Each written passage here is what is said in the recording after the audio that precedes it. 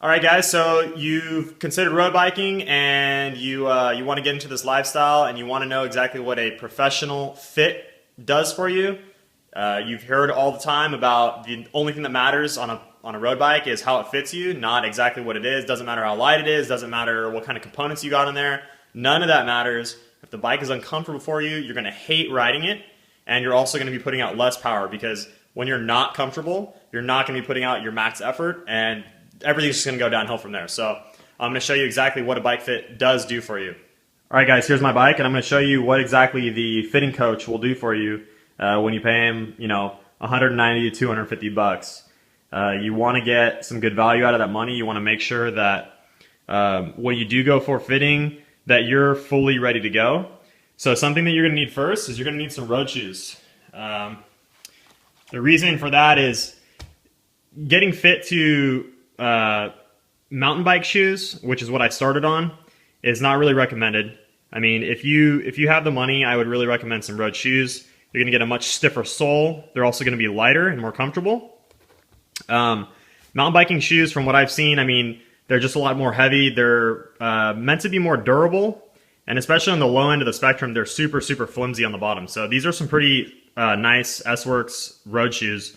You don't need to quite go that expensive, but I mean, if you want to, I like the way they look, and I got them. But yeah, I knew that I would be upgrading to these eventually when I did do my first fitting, and the coach did recommend to get these. And I could be wearing these shoes or whatever for 2 or 3 years. So like I said, I knew I would be upgrading to them eventually. I didn't want to do the fitting with my old shoes. So that's just a little piece of advice there. And obviously, along with the road cleats, you do need to get road pedals. But anyways, so let's say you have all that and you are ready to go for a fitting. You're ponying up the 200 bucks or 250 bucks, whatever it is. What he's going to do, or what the trainer's going to do, is they're going to put you on a little spinning wheel, which they prop your bike up, and he's going to have you pedal and get warmed up as if you were like on a real ride. Then he's going to hook you up to some sort of computer trainer. I'm sure these guys have different versions of it or whatever. But first, he does track your knees. And so when you're all clipped in and you're sitting in the saddle, he's going to measure you from the front and from the ground. And what he's going to do is he's going to see your knees tracking up and down as you pedal.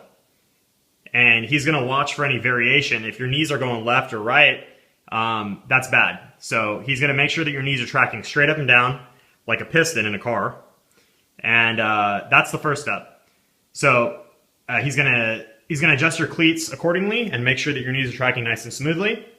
And that's really hard to do on your own. If you've messed around with your cleats at all, especially if you're a newbie, you don't really know what comfortable feels like. Man, it's super hard. And I will be honest, I have been messing with my cleats since getting the fitting because I've been getting some little aches and pains and stuff like that. As you start riding more and putting more miles on your bike, the weaknesses start to show. So, if you're riding 30, 40 miles a week or whatever, and you've just thrown together some sort of fitting that you did in your garage, well, you could probably get away with that. But if you start riding 100 miles a week, you start climbing some pretty serious climbs and doing that consistently over time, weeks and weeks and weeks after each other, things start to break down in your body. And it's really important to have the proper fit. So once he's got your cleats squared away, he's going to start messing with your seat post, sorry. And he's going to make sure that you're at the right height, because this all matters. He's going to make sure that you're sitting tall enough to where your legs are stretched out, but not bottomed out. So you don't want your knee 100% flexed open, basically. And so he's going to measure the height. He's going to start messing with the seat fore and aft, which is forward and backwards. So as you can see, there's like little numbers on there. And everybody's different here. So it depends on your flexibility. He's going to have you completely bent over into the handlebars. And he's going to start measuring you from there. And basically, he's going to get you in the most aggressive position that your body will allow. Depending on what kind of coach it is, what kind of philosophy that they have. My guy is more of like he's concerned with racing time. So he's going to get you in an aggressive position. So you got to find a fitter that's going to do what you want. I did want a more aggressive coach, but you know, if you want a more comfort oriented approach, I'm sure you could tell them that, and they'll take care of that for you. So, like I said, when I got my fit, he moved my seat up, he moved my seat back, and then he also gave me a new handlebar stem here. So this one was shorter stock. That's why I've got a giant stem on this Cannondale bike. It's all they had, but whatever, who cares? 20 bucks.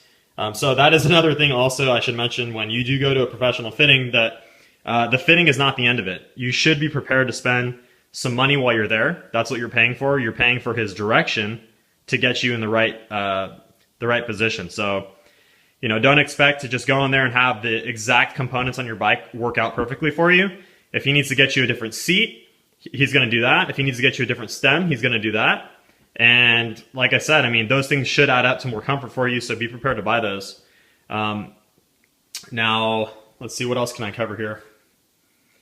Another thing too is he's going to mess with your handlebar height. So these washers here, these can be moved onto the top of the stem or on the bottom of the stem. And normally bikes, when you buy them from the shop, they come fully extended. The handlebar will be on the top. And they want, when they sell a bike, they want it to be the most comfortable possible to the widest amount of people that just like test ride it in the shop or whatever. So yeah, it's a little deceiving. I mean, that's not how you're going to actually ride it once your flexibility gets better and once you're used to being, you know, completely bent over like a snake. And, you know, that's not going to be super comfortable at first, but after a couple months, it does get easier and, you know, the whole body just sort of adapts to it. Okay, another thing I should mention in the fitting, also with saddles, he's going to measure your sit bones. So everybody's sit bones are a different width. Women and men are totally different. Women generally have wider sit bones than men. So that's where your butt bones basically make contact with the saddle. And people are going to have different preferences. Some people are going to like this cutout. Some people are not. For me, I do like the cutout. It's less pressure when I lean forward. So basically your nuts don't fall asleep. But yeah, so everybody's got different preferences there. But it's really important to measure the width because you will have no idea what your width is until you do get measured in a shop. And then you're going to have to buy a saddle width that relates to that. So unfortunately for me, when I did get measured, I measured out at like 133 millimeter. And then he got me a 132 mil saddle. So I've been developing some serious pain from that. But now that I've got the Specialized on here, it's a lot better. This is a 155 millimeter saddle for my 133 millimeter sit bones. And that's what Specialized tells you to do. So if you're in the market for a Specialized saddle, I really recommend these. Really good quality. Obviously Specialized makes pretty good stuff, so you can trust that name. And let's see what else here we got here. All right, so my closing remarks for the fitting, the whole deal. Is it necessary? I would say if you're comfortable on your bike right now, riding the amount that you're riding, then no, it's not necessary. You can keep riding your bike how you want to, and if your little tweaks are working for you, however you got it set up when you jumped on it, that's great. But I know that before I got fit on my old bike and on this new bike, I developed several times where I got some pretty serious injuries on the back of my hamstrings and stuff like that from going too hard in a position that wasn't suited for my body. So from that perspective, if you're coming from injury or you're getting injuries on your bike, I'd say the professional fitting is mandatory. Just pay the money, go to as good of a fitter as you can. You know, also make sure that there's some sort of follow-up program that you can do where you won't pay another $200 to get like a follow-up appointment with them.